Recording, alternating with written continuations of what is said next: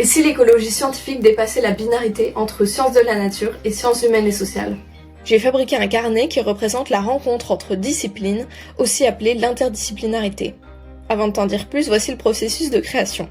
J'ai commencé par détacher les pages d'un ancien carnet, puis je les ai coupées et pliées en deux pour avoir un carnet format A6. Ensuite, j'ai percé des trous sur la pliure de chaque page. Étape suivante, coudre les pages entre elles deux par deux. Tu peux trouver le lien du tuto que j'ai suivi en description. Revenons au thème du carnet, l'interdisciplinarité. C'est un terme de plus en plus courant dans le monde académique et professionnel, et l'idée est simple, combiner des méthodes issues de plusieurs disciplines. Par exemple, étudier les déplacements d'un animal en mêlant biologie et géographie. L'interdisciplinarité peut se faire entre disciplines proches, par exemple la physique et la chimie, ou entre disciplines plus éloignées, comme les maths et la philo.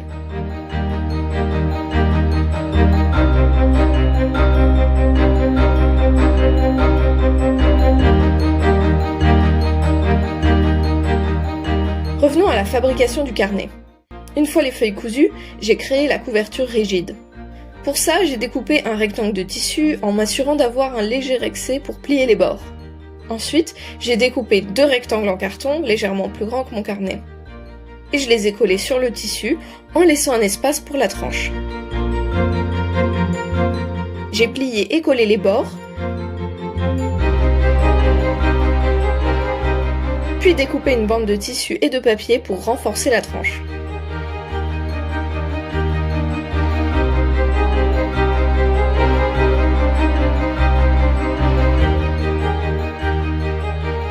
Pendant que ça séchait, j'ai aussi mis de la colle sur la tranche du carnet pour la rigidifier et j'ai recouvert le tout d'une bandelette de coton, à son tour enduite de colle. J'ai utilisé du fil pour bien plaquer le tissu contre la tranche en papier. Une fois la couverture sèche, j'ai ajouté 2 lignes de broderie. Évidemment, ça aurait été beaucoup plus facile de broder avant de coller le tissu au carton, mais pourquoi faire simple quand on peut faire compliqué? La première ligne en bleu est réalisée avec un point fendu. Chaque point est séparé en deux par le point suivant. Cette ligne représente la fracture disciplinaire, la séparation entre sciences de la nature et sciences humaines et sociales. Le motif du tissu à droite de la ligne symbolise les sciences de la nature et il reflète un exemple de démarche écologique en silo, c'est-à-dire sans prendre en compte d'autres disciplines, notamment en sciences sociales. C'est l'exemple des parcs nationaux. Protéger des espaces est souvent efficace pour préserver la biodiversité. Mais historiquement, la création de ces réserves a engendré l'expulsion des populations qui y vivaient. Les conflits engendrés ont non seulement creusé les injustices sociales, mais aussi rendu les mesures de protection peu efficaces. Cet exemple montre bien la nécessité pour les sciences de la nature de prendre en compte la réalité sociale. J'ai aussi brodé une autre ligne, cette fois-ci en jaune, en point de chaîne, pour symboliser la rencontre des disciplines.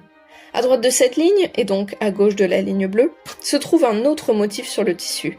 Il représente les sciences humaines et sociales et une fois de plus un exemple de fonctionnement en silo avec le cas des jardins partagés. Ces espaces sont souvent pensés pour créer du lien social et permettre de se reconnecter à la nature.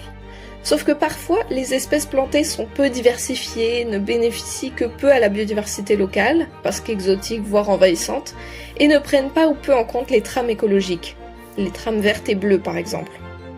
Ici, on voit que les sciences humaines et sociales doivent prendre en compte le fonctionnement des écosystèmes pour réellement leur bénéficier. Le motif du tissu à gauche de la broderie jaune représente l'interdisciplinarité. Il reprend les deux motifs précédents. Finalement, ce qu'il faut retenir, c'est qu'il est important d'apprendre à travailler ensemble et sans hiérarchie disciplinaire. Retour à notre fabrication. Le carnet était presque terminé. J'ai ensuite cousu les feuilles à la couverture à l'aide d'un fil bien solide.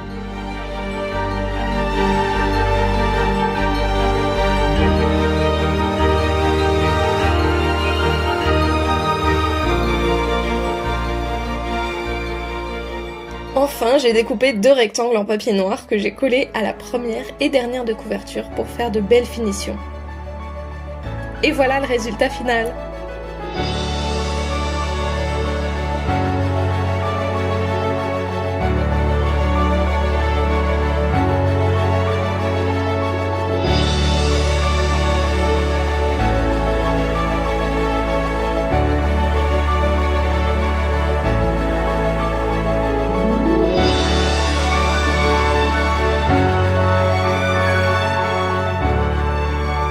J'espère que tu as aimé découvrir ce carnet, son processus de fabrication et son histoire. Il sera bientôt disponible à la vente, donc n'hésite pas à me dire en commentaire si ça t'intéresse et si tu aimerais voir des déclinaisons de ce carnet. À très vite!